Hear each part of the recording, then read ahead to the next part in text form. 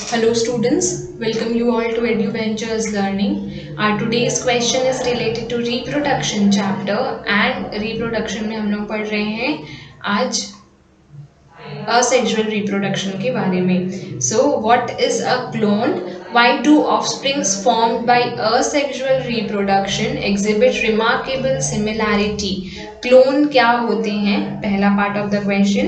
And the second part is कि offsprings जो asexual reproduction के थ्रू आते हैं, रिप्रोड्यूस होते हैं, उनमें रिमार्केबल सिमिलैरिटीज क्यों दिखती है? जैसा पेरेंट वैसा ही बच्चा क्यों होता है असेक्सुअल रिप्रोडक्शन में?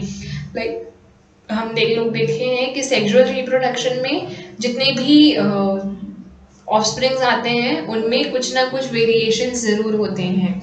जितनी भी आपके सिबलिंग्स हैं, आपके कजिन्स हैं, वो सारे जो है सेम पेरेंट्स हैं. आपके सिबलिंग्स तो ऑफकोर्स आपके सेम पेरेंट्स हैं, आपके मम्मी पापा सेम हैं, आपके छोटे भाई बहन के और आपके, या आपके बड़े भाई बहनों के और आपके, पर फिर भी आपके जो सिबलिंग्स हैं, आपके जो भाई बहन हैं, उनमें और आप में बहुत सारे डिफरेंसेस होंगे.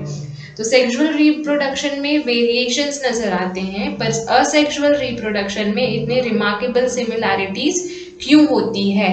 So the answer is clone is an organism which is genetically identical with its parents. Clone का मतलब होता है ऐसे organism जो कि अपने पेरेंट से जेनेटिकली आइडेंटिकल हैं.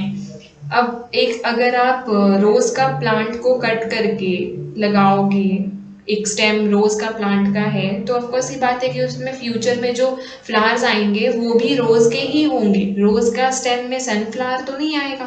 तो क्लोन होना इट्स वेरी मच जो है इसमें सिमिलर जैसा रिप्रोडक्शन होता है. एक ही प्लांट के अगर आप बहुत सारे सीड्स डाल रहे हो तो ऑफकोर्स ये बात है कि अगर सीड मैरीगोल्ड का है तो प्लांट भी मैरीगोल्ड का ही आएगा, और मैरीगोल्ड का आएगा तो वो भी सेम ही दिखेगा. येलो वाला सीड डाले हो तो येलो वाला मैरीगोल्ड ही आएगा.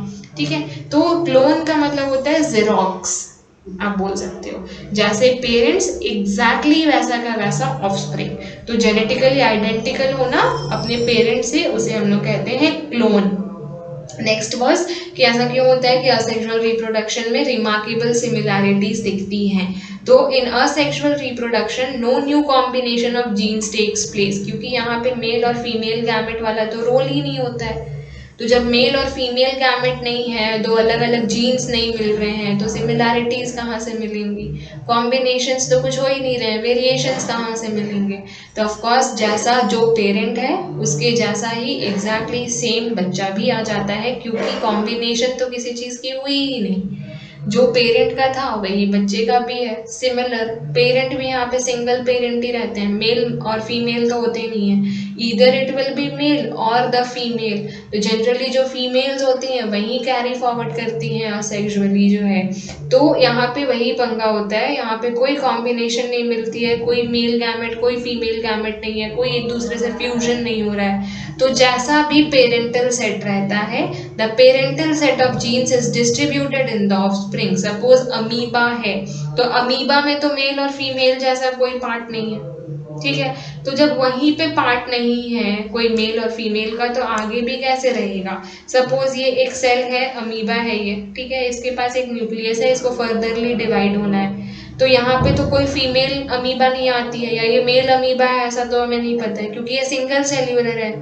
तो इसमें मेल फीमेल का पता ही नहीं है कुछ. ठीक है, ये जो है ये असेक्सुअल रिप्रोडक्शन है. तो ऑफकोर्स जो अमीबा के बच्चे होंगे वो फर्दरली चल के क्या होता है, ये जो सेम सेल है, न्यूक्लियस है, वो दो में डिवाइड हो जाता है, दोनों में डिवाइड होने वाला होता है. जब फर्दरली और डिवाइड हो जाता है तो ये कैसा हो जाता है, एक अमीबा ऐसा निकला, दूसरा अमीबा भी वैसा ही निकला, दोनों में एक एक तो न्यूक्लियस है. तो ये जो अमीबा था, ये जब डिवाइड हुआ फर्दरली, इसके न्यूक्लियस डिवाइड हुए, जीन्स डिवाइड हुए, तो दो अमीबा ही क्रिएट किया. और दोनों अमीबा जो है वो एग्जैक्टली इसके जैसा ही दिखेगा, क्योंकि और तो कुछ था ही नहीं, ये सिंगल था, यही डिवाइड हुआ है, तो सेम दिख रहे हैं.